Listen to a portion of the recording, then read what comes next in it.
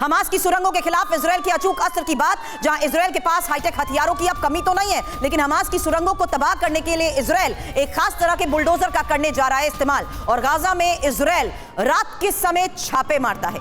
इन छापों के दौरान सुरंगों को निशाना बनाया जाता है और निशाना बनाने के लिए होता है D9R बख्तरबंद बुलडोजर का इस्तेमाल। ये बुलडोजर बेहद खतरनाक है, इन्हें टेडी बियर के नाम से जाना जाता है और बुलडोजर का दोहरा काम है। जमीन को खोदकर सुरंग ढूंढ लेते हैं और इसके बाद बुलडोजर में लगे हथियारों के जरिए हमास लड़ाकों पर घातक वार करते हैं।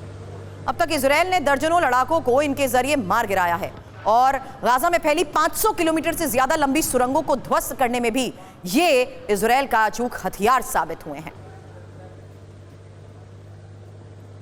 और इजराइल कैसे हमास में आर्म्ड बुलडोजर के जरिए कहर बरपा रहा है। कुछ खास तस्वीरें भी आपके सामने होंगी।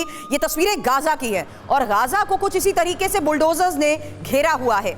टेडी बियर बुलडोजर लगातार सुरंगों की तलाश कर कैसे इस ऑपरेशन को अंजाम दे रहे हैं, उसी की तस्वीर देखिए। और जैसे ही ये ट्रैक को ट्रेस कर लेते हैं, उसके बाद इसे ध्वस्त कर देते हैं, तबाह कर देते हैं। बुलडोजर से गाजा की जमीन को समतल भी किया जा रहा है और हमास के नेटवर्क को ध्वस्त करने में इस आर्म्ड बुलडोजर का जिस तरीके से सहारा लिया जा रहा है, कितने कामयाब ये ग्राउंड पर साबित हो रहे हैं, इसी के बारे में चर्चा होगी। लेकिन उससे पहले इस खास तस्वीर को आप देखिए। एक और तस्वीर जहां बुलडोजर एक घर को गिरा रहा है। हालांकि माना यह जा रहा है कि यह घर हमास से जुड़े लोगों का है, इसलिए पहले वहां छापा मारा गया और उसके बाद उसे ध्वस्त कर दिया गया।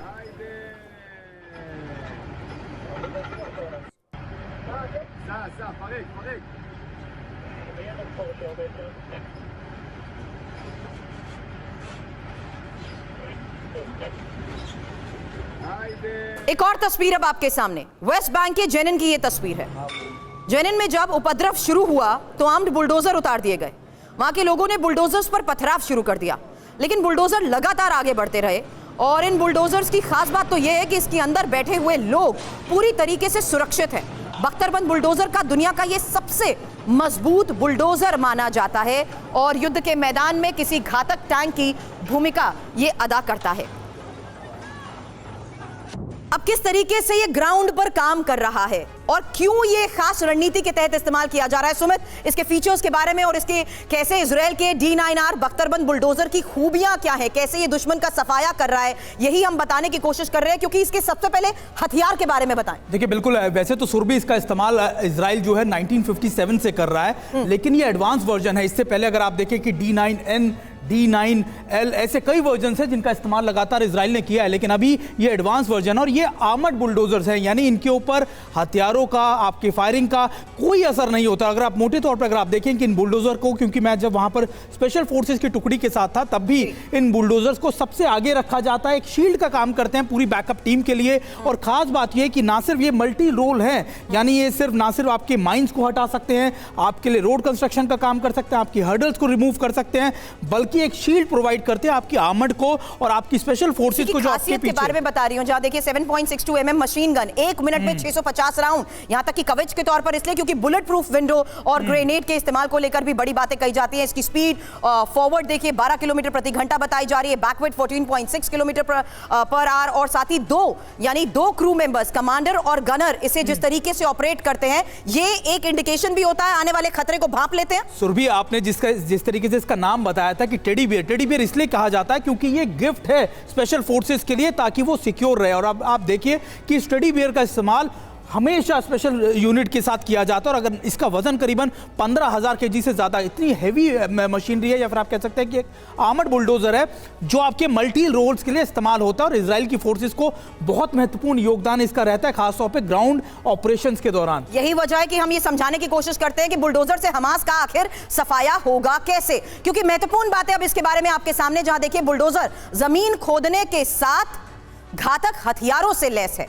इंपॉर्टेंट यह भी है कि सुरंग का पता लगने के बाद बुलडोजर जमीन को खोद डालता है।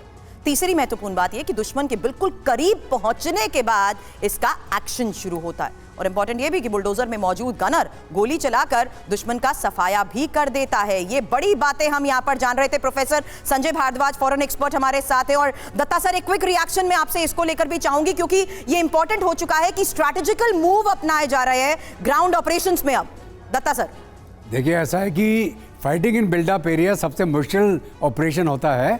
इसको अंजाम देने के लिए वेस्ट बैंक में और गाजा के अंदर दोनों तरफ बुलडोजर का इस्तेमाल किया जा रहा है, ताकि बिल्डिंग्स को पहले एयर से डिमोलिश करते हैं, उसके बाद आर्टिलरी, उसके बाद टैंक फायर, उसके बाद बुलडोजर से क्लियर करके उसके बाद ही इन्फेंट्री आगे जाती है।